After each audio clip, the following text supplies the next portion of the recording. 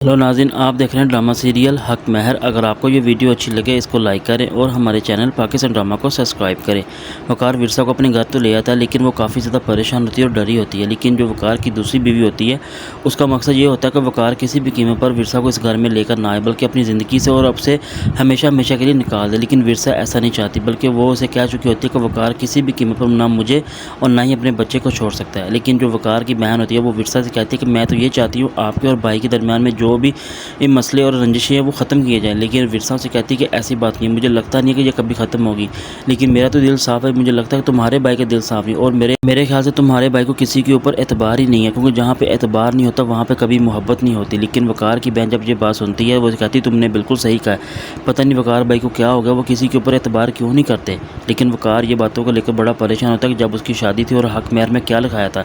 लेकिन जब वो यही बातें विरसा से पूछता तो विरसा को इसी बातों पर काफ़ी गुस्सा भी आता है, बल्कि वो फौरी अपने कमरे में चली जाती है और वकार को जवाब नहीं देती। लेकिन वकार फौरी उसके कमरे में जब उसके पीछे आता है तो विरसा से कहती है कि मेरे ख्याल से मैं आपको एक बात कई बार बता चुकी हूँ, पता नहीं आपको क्यों नहीं यकीन आता। मैं आपकी बीवी और आपको मेरी बातों पर यकीन करना होगा।